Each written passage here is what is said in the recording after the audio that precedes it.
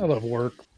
Hey guys, we are live and it is Keystroke Medium and the Writer's Journey. This is our 5th episode. Good evening to you all. So at this point in your writer's journey, you've decided to write a story and now you need to come up with a novel idea. But how do you do that? We're bringing on 2 creative storytellers, Jason Anspach and Nick Cole, to chat about idea generation tonight. Authors of the groundbreaking and beloved science fiction series, Galaxy's Edge, Nick and Jason are here to equip you with strategies for coming up with your best ideas. So get ready to get meta because we're thinking about thinking. Now, before we get to our questions, I just want to let you know that later on near the end of the show, we're going to play a game where the audience will come up with story elements, and then Nick and Jason will turn those elements into a plot. So are you guys ready for that? Oh, yeah. Like, what's the prize? Kind of stuff. You guys have 45 minutes to get, have everything ready to go. In the zone. Kayleen, do you have prizes? Did we get those? Do we have prizes? My everlasting gratitude and love. I don't know. That's pretty good. That's not bad. I'll take that. 45. Right. It's 45,000 pounds of sailboat fuel. Oh. Sailboat fuel. We'll ship it to you. All right. Yeah. You had me excited for a second, but the payoff wasn't. All I need is the fertilizer, and I can make some positive changes. Oh boy. All right. So for that game, guys, audience, this is what you need to do. You will be coming up with a person, a place, and a problem. So a person that'll be our protagonist, a place, our setting, a problem, that'll be our conflict. And then Nick and Jason are going to choose from the chat which ones they want to use, and they're going to turn that into a premise and a plot. And we'll play that later on after we get through our discussion. Spoiler, every person, place, and plot will probably turn into Star Wars. Star Wars, not Star Wars. Better than Star Wars. Exactly. Mm-hmm. All right, so our first question about idea generation is a pretty simple one. So, Nick, Jason, where do ideas come from? So we'll get metaphysical, and we think that ideas come from God because we believe that we're created with the ability to create. Like Nick and I actually legitimately believe the Bible when it says that man was created in God's image. And as a creator God, we believe that all of humanity is endowed with the ability to likewise create, and that's where our creativity comes from. So that's my answer. I went totally off script, right, and just went went theological. Nick can rein me in though. No. I mean that's a solid answer, and that's sometimes in sometimes I have to get into my actor voice instead of talking in my normal voice, but right. Sometimes when you do podcasts and everything like that, everybody's not receptive to your philosophical belief system unless it's completely approved by everybody else in the room. But that was part of the partnership that Jason and I had, was we both had the same philosophical belief system. And it's that, you're a divinely inspired being. And other people can use that in whatever system that they are, or however you choose to approach that. We approach it through Christianity because we think that's the truth. But I think even if you're not a believer, I don't want to shut people out and say that there's not something that you can't take away from that.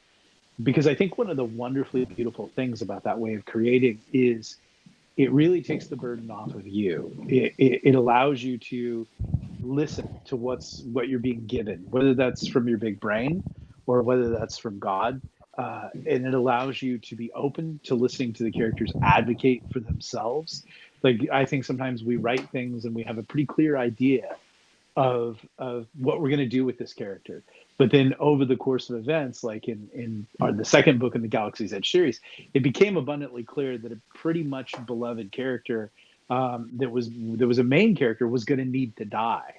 And that character's actions were sort of advocating for that finale. And people have sometimes given us a hard time about that because they ended up really loving that character. But I guess sometimes we might say you probably wouldn't have loved him as much if he wouldn't have died. Sort of like, would Richie Valens, would John Lennon, would certain people who died, would they be as big if they hadn't died?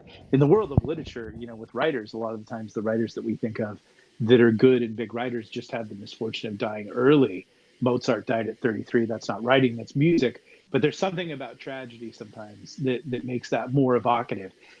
you don't always set out to do that to your characters. You don't always set out to do those plots. But if you're listening, if you're in tune with what you're being given, and you're listening to what's going on in the story, your ideas can take on a life of their own. Yeah, any Tolkien fans out there? Oh yeah, I think Jason and I are both big Tolkien fans.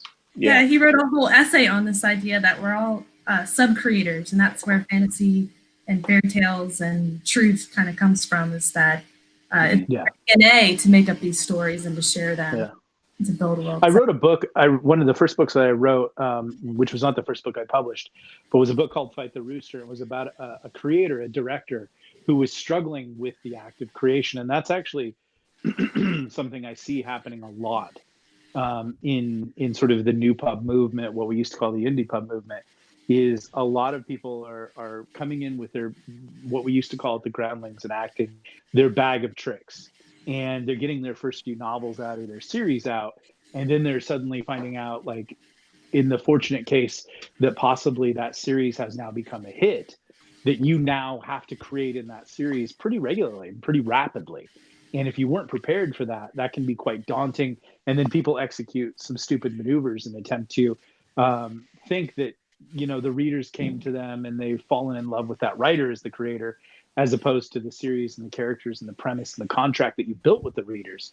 And they just think, well, I'm going to jump over here and do something else, and I'll have the same wild success. And then they find very often that that's not the case. So I do believe when I wrote Fight the Rooster, that was the premise, that was the conclusion that I came to at the end of that book, is that I create because I'm created in the image I was created in. All right, Keelan, you got a question for us? I do. My mic wouldn't unmute, darn thing. Oh, no. Well, that was okay. I had control of your mic. I muted you. Yeah, I wasn't finished, and I muted everybody. It's in the contract. Everybody. It was just a pregnant pause. Right. No, I'm all over the myself at the end of my rants. Am I done? And then I give myself a good long Shatnerian pause to figure it out, and then I unmute everybody, and you guys can talk. Okay. I like the Shatnerian pause. I mean, that really should be a regular term. Yeah. Should always do that. The Shatnerian pause was the basis of my whole entire acting career until I found out that no one liked it. So, yeah. Anyway, it happens. So we've talked a lot about plots on Keystroke Medium, but not a whole lot about premise. So first, what is a premise, and what's the difference between the premise and the plot? That's a great question. Lauren? That's a question I wrote for you guys. You're the experts. Although at the time I was like, this is too English teachery for No. podcast, but It's definitely something everybody should know, for sure. I'll jump in because I'm the guest, but I would say this: I'm very not cerebral about my approach to writing because I'm not formally trained, and that in college I took a few writing classes and everything like that. Most of my education was self-education, and most of my education consisted of just reading masters and people that I admired and absorbing that and going through that. And so when I think about the premise, when I apply it to how I write books, a lot of the times it comes after I've developed the character. The character is usually, and I'm not saying that's right. And again, everybody's going to have their own process and everything like that. But sometimes I want to write about the character and I want to put them in a situation, but there's an ironic flip after the fact, because then I have to find something to put them in a post-apocalyptic world, put them in a world of bounty hunters, blasters, bots, and babes, that kind of thing. And then what I find is as that world gets built for this character to play in, what I realize is the character's actually kind of oatmeal-y. I hadn't constructed them as much as I thought I had, and so as they begin to play in that world, they become more realized. So for me, the premise kind of always comes after the plot, which kind of comes after the character. So again, I'm not too cerebral on it. I just kind of have sort of an idiot savant's knowledge of how a novel works, and again, that goes back to it's a blessing from God. I know what kind of story I want to tell, But having said that, I'm not the best storyteller. A lot of people find my writing quite weird, and it's a little different. It's not always marketable, but I know that there's a story I want to tell a specific way.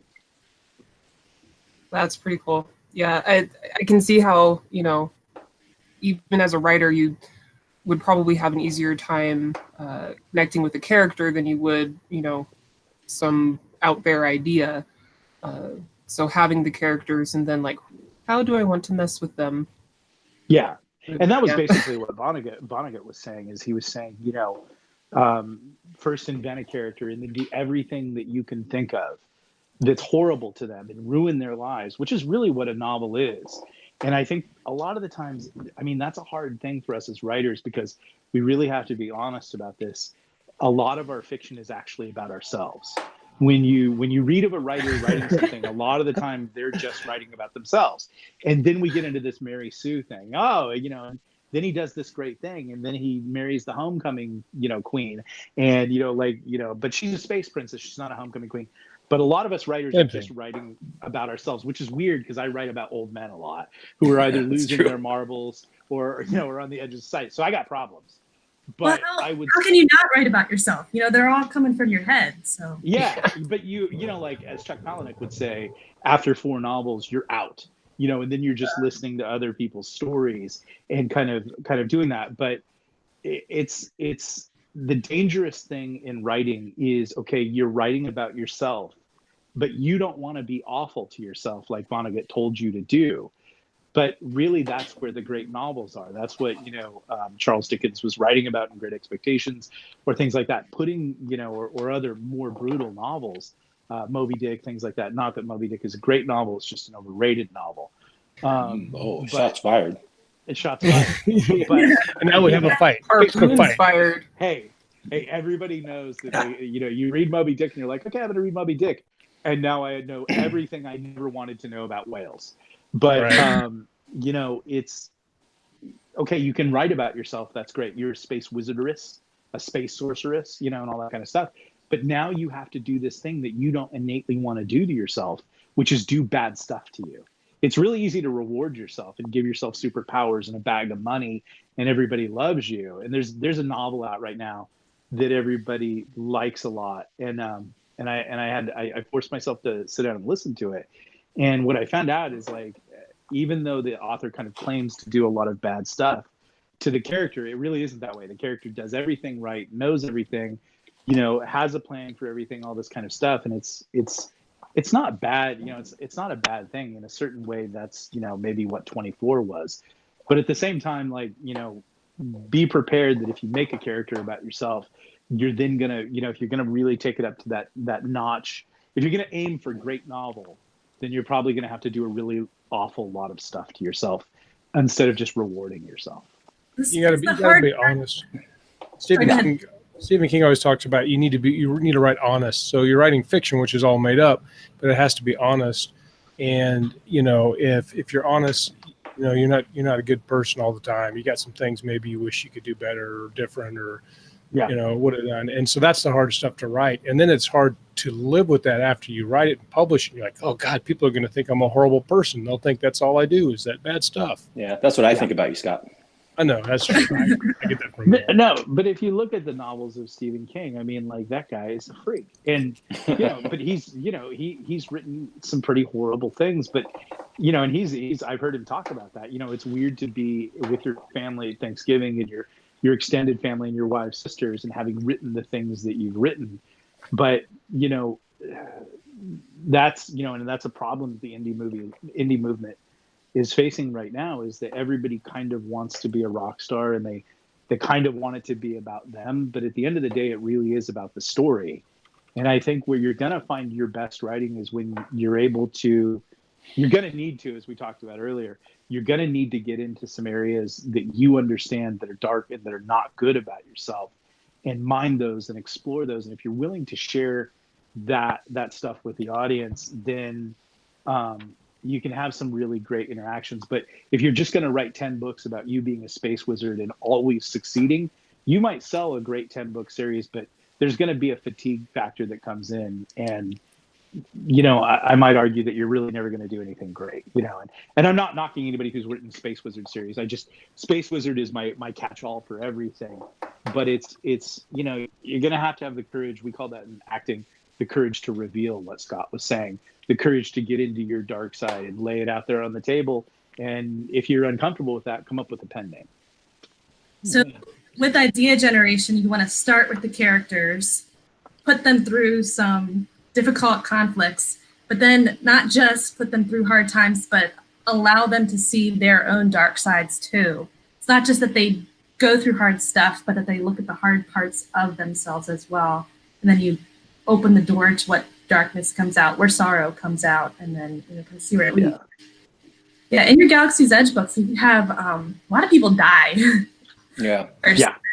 And you never wash over that and skip that part. You have characters that say, hey, you just dropped a bomb on a ship and thousands of people died just now. You don't glance over the sorrow. You kind of press on it and let the characters wrestle with it a little bit. The problem I have with a lot of action movies nowadays, you watch Superman, the Man of Steel. I remember falling asleep during that because they wipe out 15 cities and annoy or destroy 100 skyscrapers, but nobody's hurt as far as you can tell. And it's just so unrealistic. There's no consequences to anybody's actions. And make it boring. Right. Yeah. Maybe that was it was a wonderful design flaw in that initially Legionnaire starts out and it really is a meditation on consequences.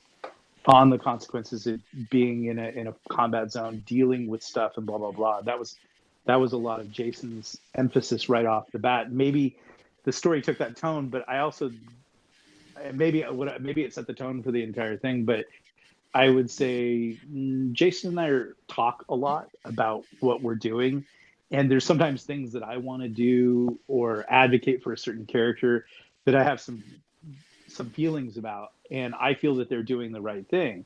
And Jason there was one particular character in particular, and Jason confronted me and he said, this character is actually a sociopath.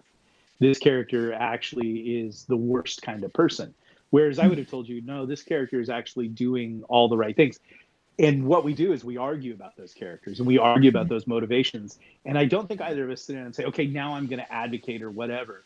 But those arguments sort of inform the choices, and that's the fun of writing as partners, is that we can talk about the characters, and we never get too in love. I think the promise that we've made to each other is we never get too. There's no babies. There's nothing that's precious.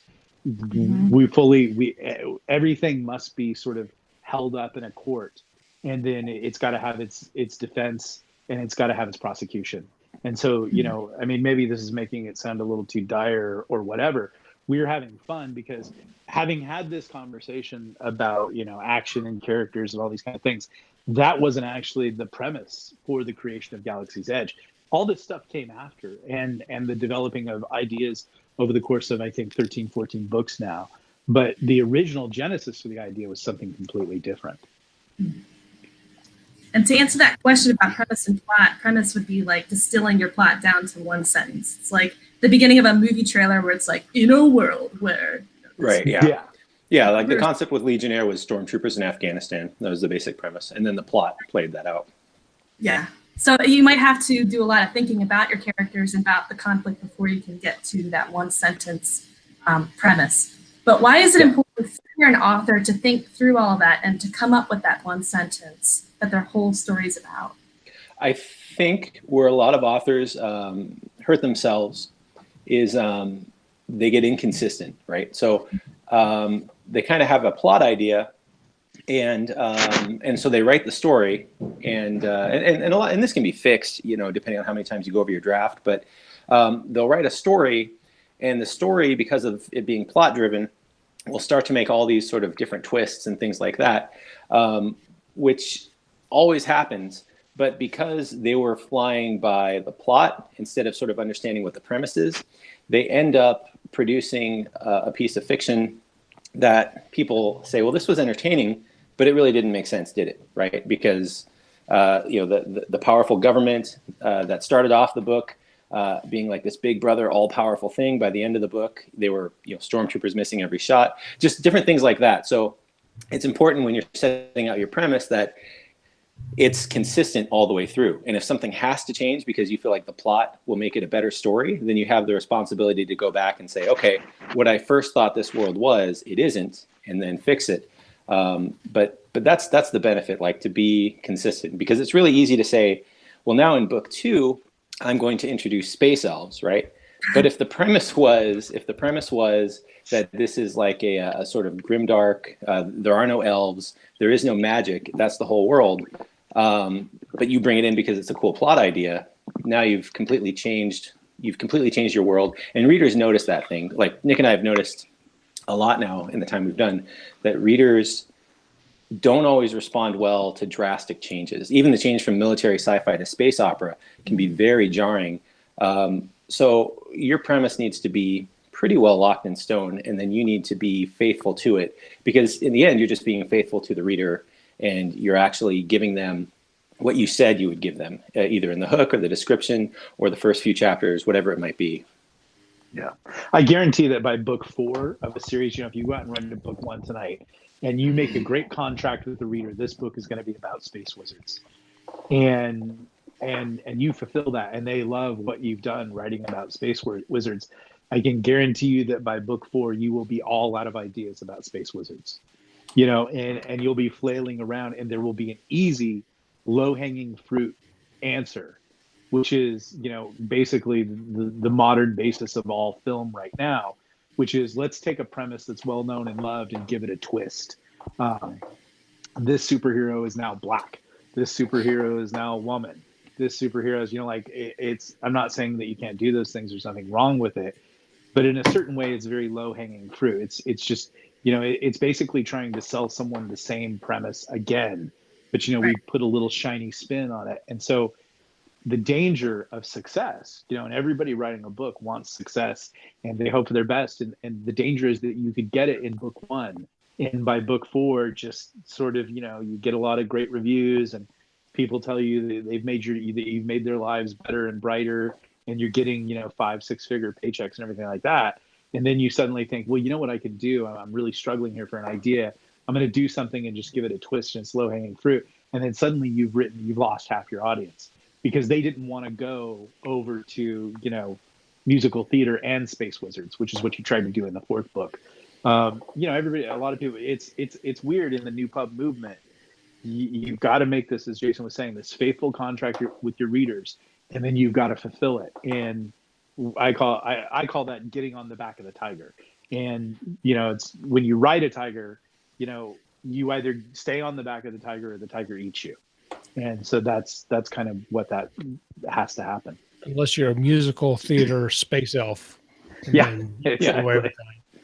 Yeah. So Dean Floyd had a really good question in the chat. When developing ideas, do you even bother starting a story without conflict locked between the antagonist and the protagonist? I think that both Nick and I operate differently, so we can probably both give different answers. For me, I can't really get into writing anything until those elements are in place. Like when everything lines up and locks, I can finally write, and I can be very productive. But if I try to write something, even if it's an opening scene that I know what's going to happen, I find that I cannot get into it until I've answered those sorts of questions, like what's the objective, what's the problem they're going to face at least get that much. And then I can go. But that's always the source of any writer's block that I have, is because I don't have a good enough idea of where it's going, what the conflict is going to be. And so I'm not pro enough that I can just write through it. But also, I don't like to have to go back over it 5 or 6 times to fix it. I like to just, write it and make it perfect that day, and then the next day I'm starting over. So that's what works for me. That's how my style works. Nick is a machine, though, and he just writes every day. Like every day he just goes. Yeah. So here's the big reveal about me. And more about me. Let's talk more now. Are you a space wizard? I'm a weirdo Jedi, is what I try to tell everybody. but no one's caught on it. It's like wanting to be called T-Bone until someone else organically calls you. It doesn't work. The problem, okay, so the first big reveal answer, you were saying. The first easy, yeah, I have to say like 17 things. The first easy answer is that I start a book knowing where it begins and I know where it ends. And that everything in between is just fun for me. But what we were talking about specifically here was protagonist and antagonist. And so here's the big reveal, because I've had to do a lot of sort of self-actualization through my life and sort of understanding myself because of the journey that I've been through, from being in the military, being an actor, going through some addiction problems and things like that. And just, just dealing with my garbage as I went along in life. I realized that for me, I was my biggest enemy. I am my own antagonist. So when I write a book, a lot of the times what I'm actually really dealing with the protagonist actually being his own biggest enemy. And so the fun of that is that I now actually need to create a physical antagonist. And so a lot of the times I'll just create these really super Dennis Hoppery scene chewers that turn out to be a lot of fun. Just to, I think I have an affinity, at least like in my own way that I write, for writing villains, because no villain is as bad as I am to myself. And so what I end up doing is having fun playing with villains. I have more fun writing villains than I have writing the protagonist, because that's a lot of metaphysical work, dealing with yourself, a lot of arc and everything like that. When I write villains, they're usually way over the top, very interested. They're very narrow focused. They know exactly what they want. They don't have to do any development. So I usually don't create a villain until the protagonist has fully revealed himself to be the mess that he is. And then I can almost hear myself like doing Shakespeare, enter, Duke of Cornwall, stage left, which is a role that I played in Shakespeare, in which I gouged out a guy's eyes in King Lear and stuff like that. I just have a lot of fun writing villains because they're just not as awful as, and I think a lot of the times if we look at the struggle of the protagonist, like and even your own struggle with yourself, is there anybody, like if everybody in this conversation, there could be somebody that's going to raise their hand and say, yeah, I had a nightmare parent and stuff like that. Okay, I get that. But most of us actually, it is my secret suspicion that when we have a conversation, if you're really willing to be honest with yourself, it's fun to blame everything on the devil. But you're really the worst enemy that you have. You're the one that's going to get yourself in trouble. You're the one that's, shot yourself in the foot time and time and time again.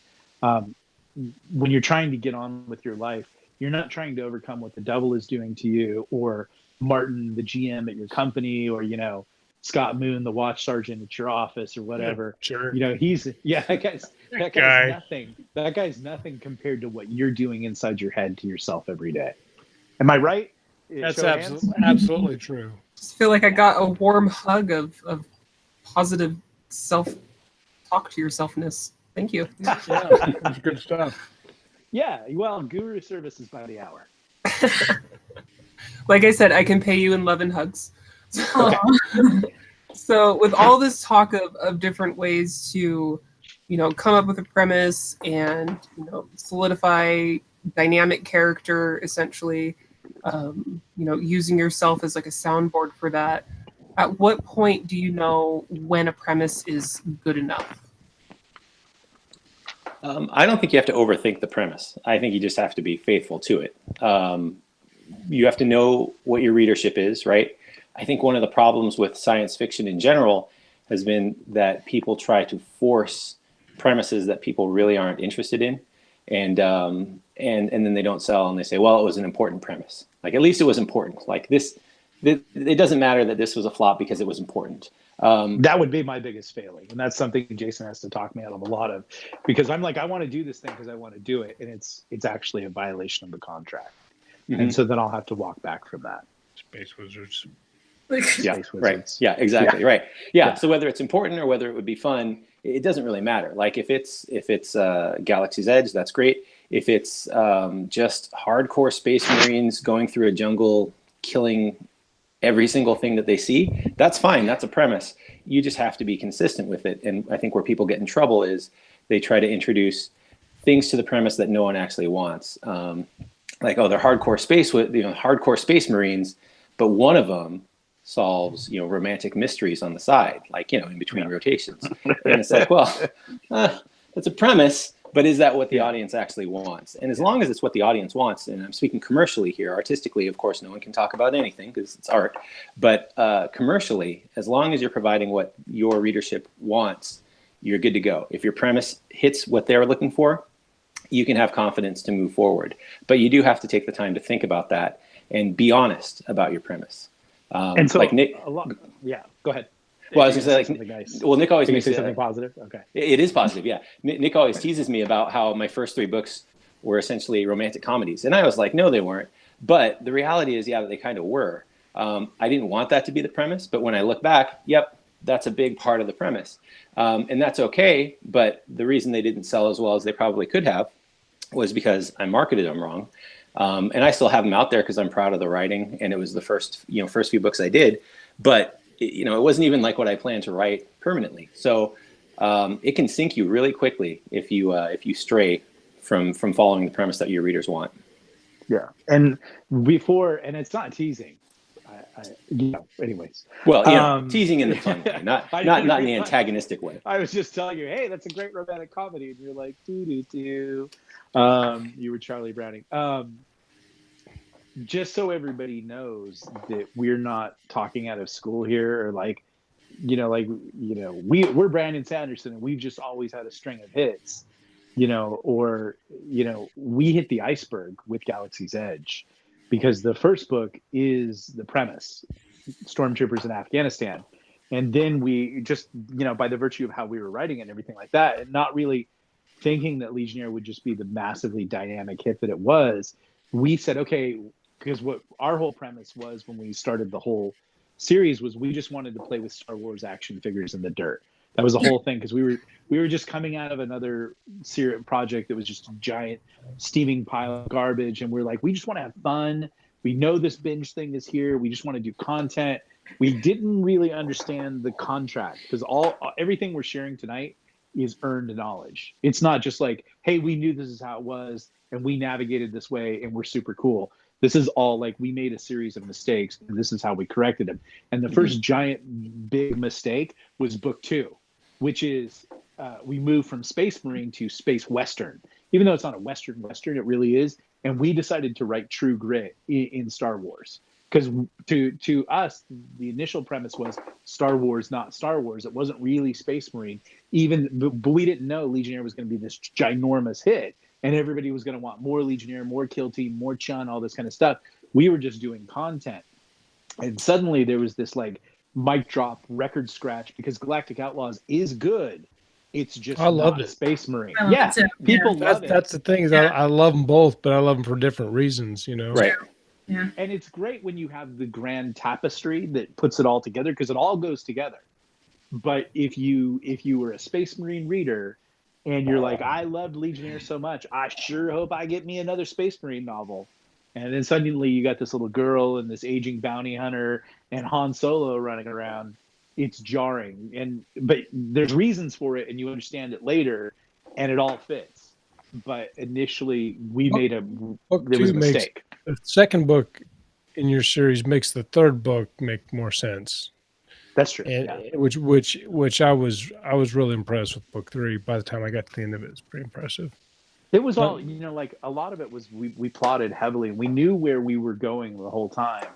And, we were trying to do that sort of grand storytelling that you really do get in the first 3 Star Wars movies and stuff like that. It's just, I would say this is a cautionary note for everybody in New Pub. The average genre reader may not be ready for that. That might be a big ask to they a lot of the times they if you want to make some good money, and Jason can back me up on this, you might just want to move Space Marine to Space Marine to Space Marine Tale. And then over time, maybe introduce some new elements. But the moment you try that big grant, we got away with it. Thanks to God. It was great. So what do you do? Like if you're an average writer, or you're somebody who's kind of mid-lister, what do you do with a bad idea? How do you know? Because I know several people who've got kind of a series that's not doing quite what they want. And they're always like, well, I got to finish the series.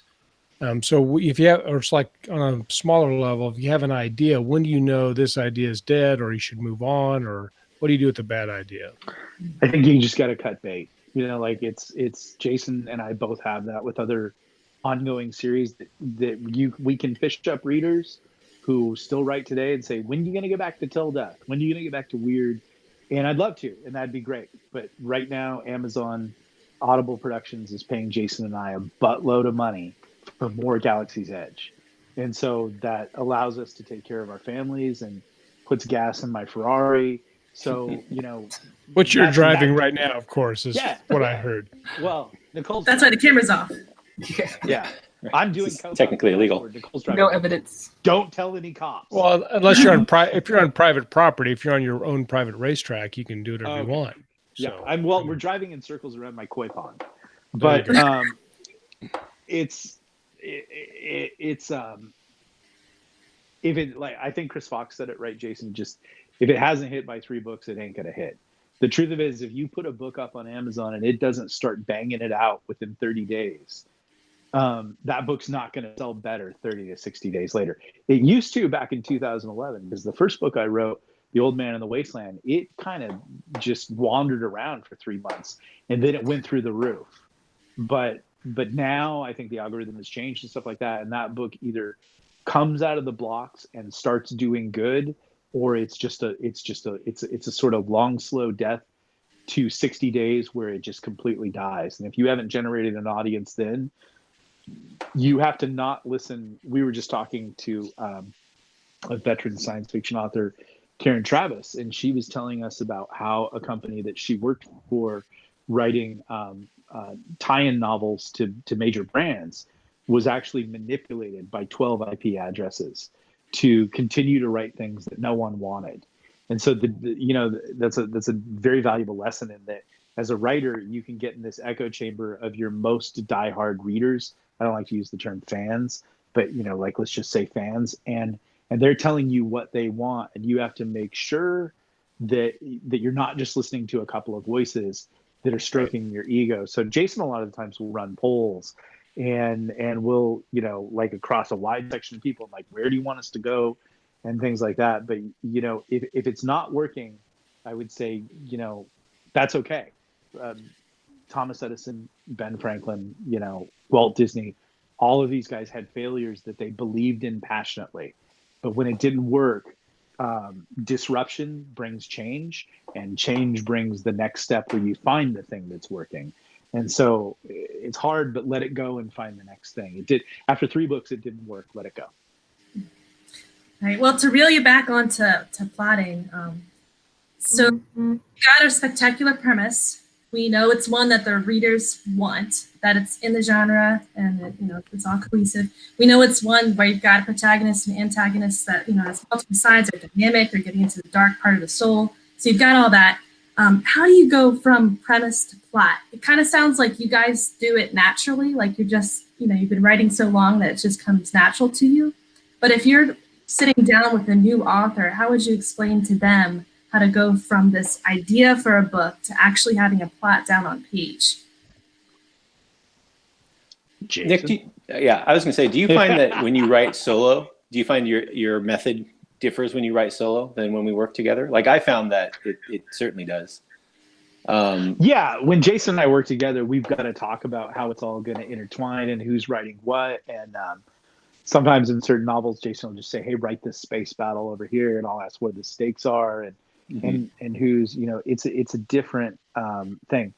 Some people have to, have a lot of plot, but like I said, my plot is I know where it begins and I know where it ends, and then I'll just start writing because I have fun doing stream of consciousness writing and allow that to develop. I edit heavily. Jason said he works clean.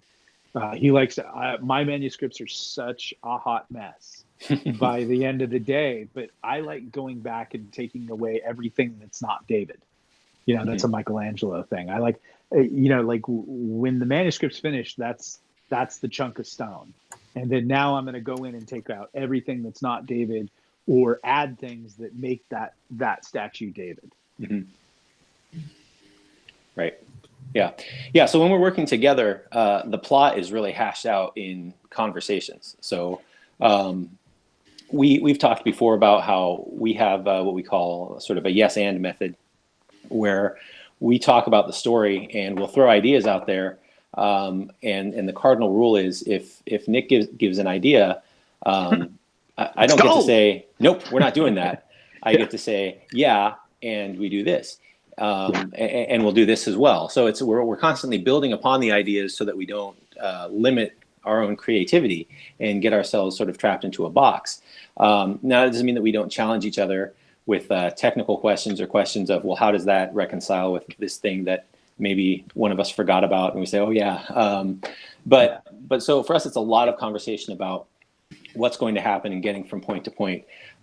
Individually, I think I've been all over the place. I think I have taken the time to write out plot points in a journal and just give a complete outline. And I think I've done what Nick does, where I know the beginning, I know the end, I know like the big linchpins that change between Act 1 to Act 2 and Act 2 to Act 3.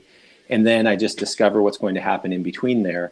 I don't think that this is an answer where you can say, if you do it this way, you'll be successful. I think that this is one of those answers where you have to say, okay, how do I work creatively? How do I actually best function? And so that takes a little bit of introspection, and it takes some trial and error. But this is where I'd be leery of anyone saying, you have to do it this way. Because this is, to me, the definition of things where you have to figure out what works for you. Yeah, I'm sorry Jason's absolutely right. I'm sorry to make a lot of the conversation metaphysical and introspection and stuff like that. But you've got to learn your thing, because let's say that you're a free spirit, like, me, and you're all groovy and everything like that. And you're looking at that plot and you're starting to write things that are interesting and fun on day 1, but they're deviating away from where you need to be on day 10. Is that plot serving you? No, it's actually hurting you. You have to learn about yourself. And here's the best way to learn about yourself. What not dragged you? I mean, maybe dragged is a good word, but like, what got you back to your writing space the next day that you were excited about? If the plot feels like a taskmaster, then it's not working. But if your desire to get on the roller coaster and play with your characters and ruin their lives, which is my fun, I'm basically playing. Someone said I'm basically playing D&D with myself every day, and it's fun. That's what gets me back. But if I had to have like a plot, now you got to do this, now you got to do that, it probably would feel too constraining. Having said that, sometimes I'll as I start writing, I'll drop down to the bottom of the page and I'll put in like bullet points of everything that needs to happen that I'm thinking of. And then sometimes that actually makes it easier. Like, because, on days that I'm not feeling the juice or whatever, I still need to do the amount of words that I need to do that day. And not just because you have to do that word count, but because if you take even a day off, it's amazing how you lose connection with the story. I try to write 6 days a week so that I stay in the zone. And even when I take Sunday off, Monday's harder to get it restarted. It's harder. So I think if you're constantly writing and staying in the zone, it doesn't, if you drop down and add a few bullet points about what needs to happen next, that's great, because there's going to be a Tuesday where you're not feeling it, or there's distractions, but you really actually do need to stay in the story. So at least get 100 words done, at least do something. And sometimes those bullet points help. Write every day. Yeah. That's what we hear a lot. I write every day. Yeah. But if you're one of those people that, there's nothing wrong with feeling like you need a safety net and you need, especially if you're first starting out, that's great. Have a whole plot, go through it and everything like that. My guess is that by your fifth through 10th book, you won't be doing that anymore. And especially if you're writing a series and you have this character that you really love, you probably don't even need to plot. And then at the end, where it's gold, and this is going to sound ridiculous, especially in New Pub, at the end, it all becomes a Hallmark movie, which is, wheel of plots. There's a haunted mansion. Brrr. There's a dog that needs to be adopted. Brrr. He's a stockbroker. Brrr. She's a barista. And it's Christmas with beans. It's ridiculous, but like in a good series, it all becomes a Hallmark movie because the readers are coming back for the haunted house, the dog that needs to be adopted and the couple that's at odds with each other, but they're going to get married on Christmas Day and adopt the dog and turn the haunted house into a bed and breakfast. So we already played your plot game. There you go. Right. That's actually the premise for season 2 of Galaxy's Edge. Exactly. Sean and Prisma get together. Okay, one quick question before we get to the game. Sure. But I've noticed so many indie books have a really simple plot. Like it's a linear plot where you've got 2 characters in the beginning or a bunch of characters, and they just have problem after problem after problem come up, and they just kind of defeat the next problem. It sort of reminds me of like a TV show with episodes where, you know, each episode there's just another problem, but there doesn't seem to be any overarching plot that's kind of running through the whole story. It's just a series of problems that they overcome. That's not true with your books at all. Not only do you have an overarching plot for the whole book, you've got one for the whole series, and some of them jump back and forth in time. So how do you sort that all out? How do you come up with these ideas? I think part of it is just innate, just from being readers for such a long time, from studying acting, studying film. That really does rub off on you, and you don't even realize it, but it rubs off, and you start to figure it out. Like neither Nick or I have Masters of Fine Arts in literature. I was like a public relations major, right? So it's like, you know, I learned how to spin a tale, but not in the way that I do now. So I think that it's a matter of, you just have to be mindful of building a world around you. And those big plots are really just the world that you're building. So when we started out with Legionnaire, we just wanted to give a picture of, hey, here's what the galaxy looks like right now. Here's what the government is like. Here's how it makes life harder for the frontline troops. And then the manifestation of that is the character Devers, who is just the pain in the neck that they have to deal with right there. That's their day in, day out thorn in their side. And then they get the ambush, and now there's an even more pressing thing. So really, it's just like your real life. Like you might have a bill that's due in 30 days, and it's right at the back of your mind, and you're like, oh man, I got to pay this bill. And it's a bigger problem than you think about, because you know that the money's maybe going to be there, but is your job still going to be there? And you're not sure about that. So these things are real conflicts and real plot points in your own life. But then your daughter falls down the stairs. That instantly goes away, and you take care of the immediate problem. So really in writing, we just do the same thing. Like we build up the character's world, and we say, hey, these are the problems, these are the issues, this is what the world is like. But then life interrupts, and people fall down the stairs, and people get cancer, accidents happen, and then that's what you deal with right away. And I think that's how you get around it. But like Nick said, we spend a lot of time talking about how our stories are going to go. Like we'll have like 1 to 2 hour calls every single day, just about, except for Sundays. And it's not all just jokes during that time. Like a lot of it is serious. Well, what happens then? And so we build a world in conversation before we ever really start writing it down. Yeah. I mean, like, think about it this way. Like, you can either write The A-Team, which is a great show, you know, or you can write Romeo and Juliet, which is, you know, a classic tragedy. But those are the two things that you're aiming at in writing. And the danger that every new pub author with success is thinking is like, yeah, but if I write Romeo and Juliet, there probably isn't going to be a Romeo and Juliet 2.0, like, because everybody's dead, especially so because of Hamlet. Everybody's really dead in Hamlet. Mm-hmm. You know, you can't have Othello 2.0 because Othello's dead. Right. Those are all the classics. Yeah. Yeah. Everybody's just an empty dead, room. You know? Mm-hmm. Yeah. And so to be great and to write great things, you're going to have to break some eggs. But then, okay, so we're not going to write, you can write the A-Team. Those are Mac Mullen novels. And you can do really well with those. You can make a lot of money just, you know, and everything was the same next week. There's a group of readers that will buy those books in a certain way. Well, I'm not going to say anything there. So anyways, if you're going to write a great series and everything like that, you're probably going to need to write some Shakespeare.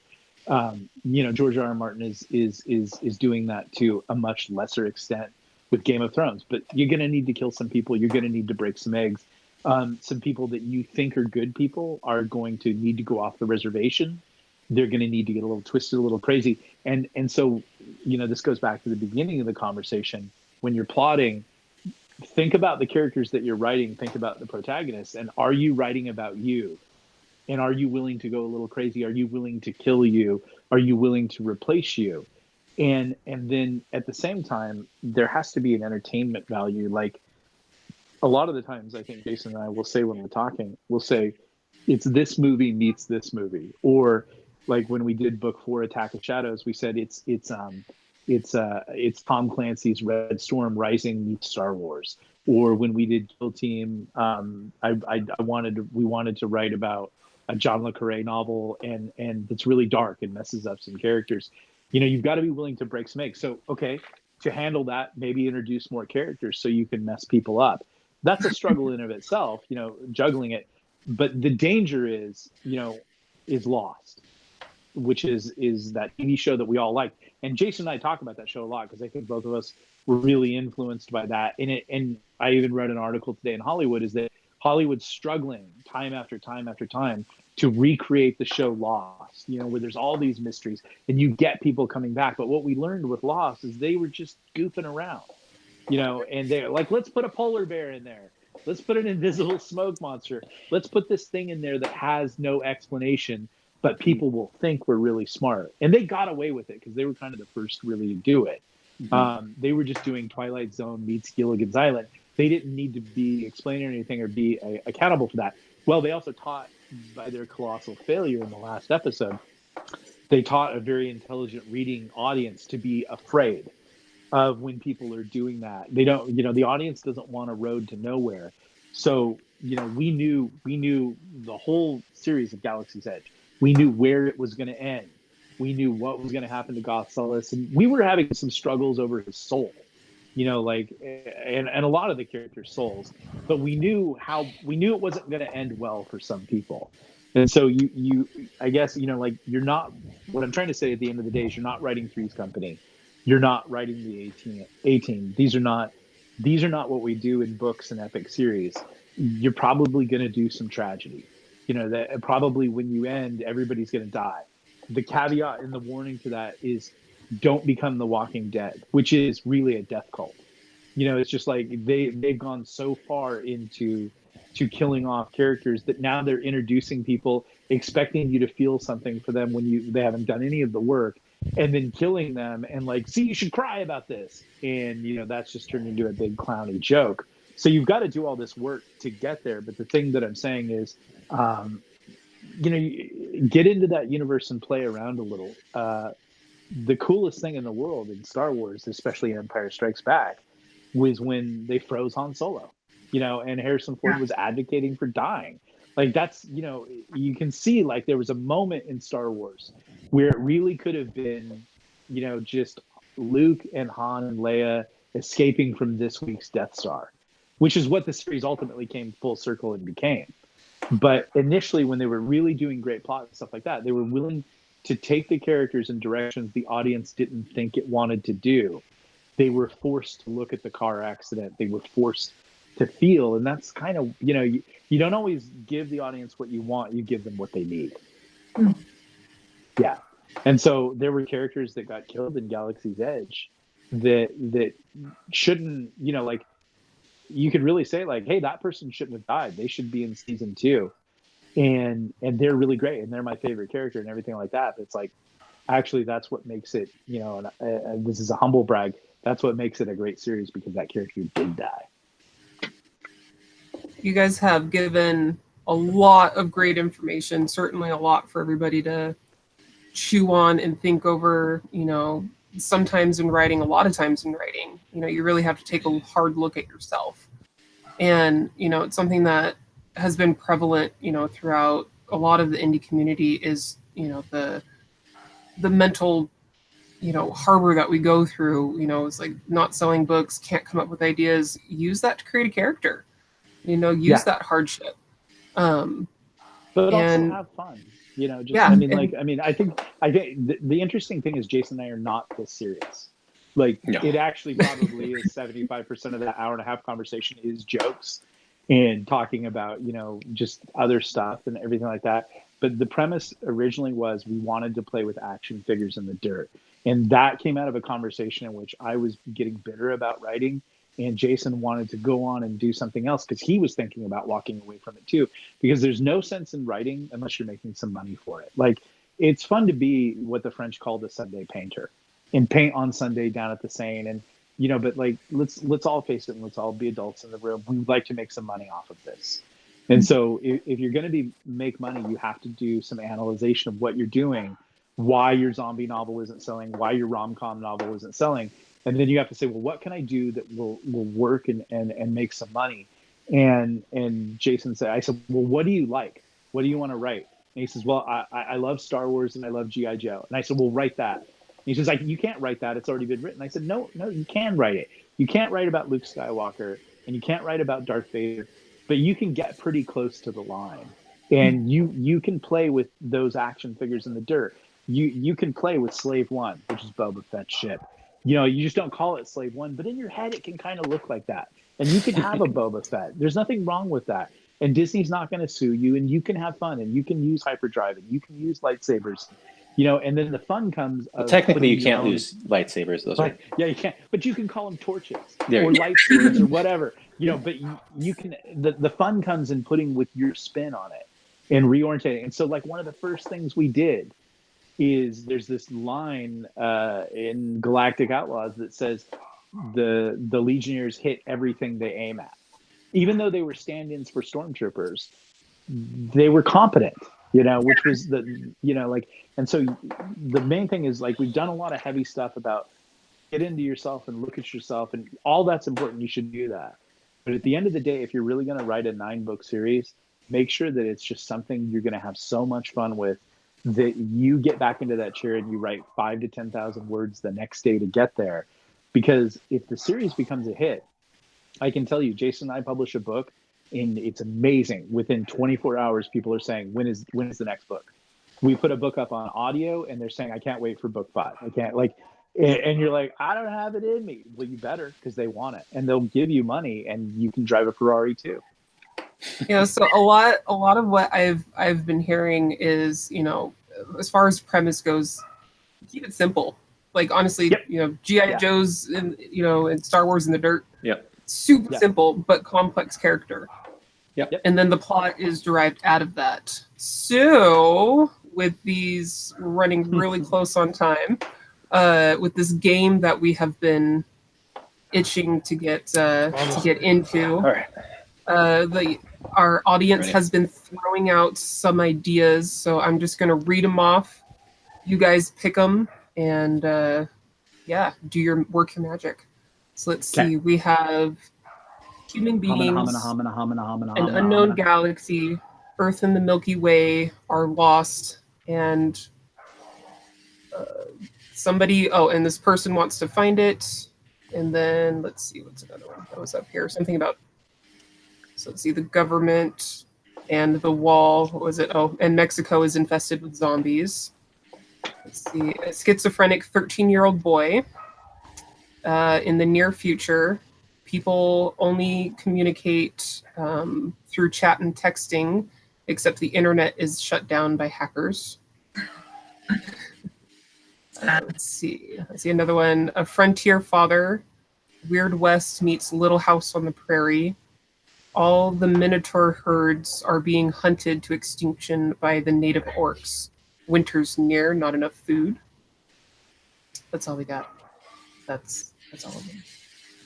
Those are all great ideas. And like one of the first things that we would ever talk about in making those ideas is we would talk about, it's great. And this was maybe something we didn't talk about today, but it's great to have all those ideas. And I can already think of stories out of those ideas, but I will let Jason go first because I don't want to all talky. But you know, the truth of it is great to think of an idea. Who are you going to sell it to?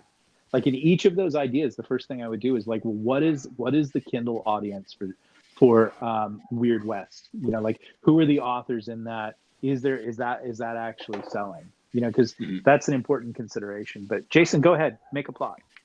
Yeah. So are we making a plot out of all of this? Is this like story cubes? Like I've got to take all this and turn it into one plot, or do I pick one? Okay.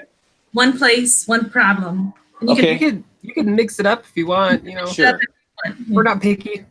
Okay, that sounds good. Well, why don't we do the wall? The wall where Mexico is infested with zombies. and Trump in 2020 or 2024 has built a wall. So first question that pops into my head, so he's built a wall, but he's not the president of the United States. Because there's a two-term limit, and that still exists. He has become the president of Mexico, and he is leading his zombie hordes to break down the very wall he built. Yes. Yeah. Dun, dun, dun. So he has found a way. He's found a way to make the dead reanimate, and now that is his army assaulting the wall, and he is going to take the presidency through force now that he's out of power. Okay, give me what was the Minotaur? What was the Minotaur one? Read that one more time. Minotaur. This last one, Dean Floyd's Frontier Father. Oh, there it goes. Yeah, Frontier Father place is a Weird West meets Little House on the Prairie. And the problem, all the Minotaur herds, extinction, orcs, winter, no food. To me, that's a great Galaxy's Edge novel. Oh no. Yeah. And we actually, like, we were running a poll today and someone was saying, like, what do you want more of? And it was something I was thinking about, because like this person said, I really want more aliens, because aliens are like a lot of there's a lot of interesting aliens in Galaxy's Edge, but it is a very human centric story and stuff like that, even though there's some interesting aliens. But we haven't really had like a major story arc that's like, we don't have a major, but I like the idea, because Galaxy's Edge, especially in the Galactic Outlaw series or book, was very frontier. And the premise of the whole book, even still at the end, was the Edge was where it was all about. The Edge is actually only a certain region in Galaxy's Edge. Right. There's the Midcore, there's the Central, there's the Reach, there's the Synasian worlds, all that kind of stuff. But I like the idea of suddenly having, because there's a great explanation of why there's always these humanoid races in Galaxy's Edge. But I love it that like this sort of like ex-legionnaire takes his kid out to the frontier, and they end up on this world, and he's trying to teach his kid good values, because the House of, like the central galaxy, the Midcore worlds, the House of Reason, stuff like is very corrupt. They're teaching their kids a lot of the garbage our kids teach today. And so maybe it's sort of like this cool Native American throwback novel, where the Minotaur people, which are humanoid and sentient, but they're very tribal, maybe they teach the kids some stuff too. Well, they're hunting the Minotaur, right? Yeah, people are hunting. Yeah. So Okay. It's dances with wolves. Yeah, it's a young adult dances with wolves meets Galaxy's Edge. Got it. So the orcs are hunting the natives. Yeah. Well, the Z I would turn into the orcs. Or we could make a space orc race. But the Z have shown up with their typical flair for walking all over everybody's freedoms and rights. And they're harvesting the Minotaur people and eating them. Mm-hmm. And the ex-legionnaire father is making his cabin. And he's teaching his son how to survive and live in the woods. And the son has made friends with a Minotaur, the son of a Minotaur chieftain. And they're asking for help. But the legionnaire father doesn't want to get involved in he's kind of had enough of everything. He's got his trusty blaster, and he's keeping his homestead. So, I think that's a good one right there. Let's write that, Jason. He's refusing the call to action. You got to refusing the call. Yeah, he's refusing the call to action. Mm-hmm. Right. Yeah. We involve a Tyrannosquid in this somehow, because they're mentioned in almost every book, and we haven't seen it yet. By design. That's by design. Yeah. The secret of the Tyrannosquid is that there's this race that's referenced throughout the book called the Ancients. And so they're the ones with the pyramids and everything like that. The Tyrannosquid was their weapon. And they're populated all over the galaxy, and they live in the waters and stuff like that. But basically, it's a cross between a giant octopus and a Tyrannosaurus Rex. And I actually Jason and I were talking about a scene in which we're finally coming up in a Tyrus Rex standalone novel in which he's gonna get fed to a Tyrannosquid. Yes, right. That'll be so good. Yeah, like they live inside of dormant volcanoes, that kind of a thing. Like they just hollow it out, and so it's I like that concept, but yeah. Oh my goodness. Well, this has just been so much fun. We did run a little bit over, but that's always okay when you're You're having good times. Thank you, audience. Thank you, Nick. Thank you, Jason. Oh my goodness. We're going to have you guys on again, either together or separate. We'll figure it out. It's going to happen. Thank you so much. Let us know what you guys thought about the show, you audience people, those listening. I thought it was Thumbs up. Thumbs up. Yeah, right. Give us a thumbs up. Hit the subscribe button. We'd love to hear from you. For Scott Moon, Lauren Moore, I am Kayleen Williams. Thank you for joining us on your writer's journey. Be sure to come back and join us next time as we talk about reading, writing, and everything in between right here on Keystroke Media. Good night. Good night, guys. Boom.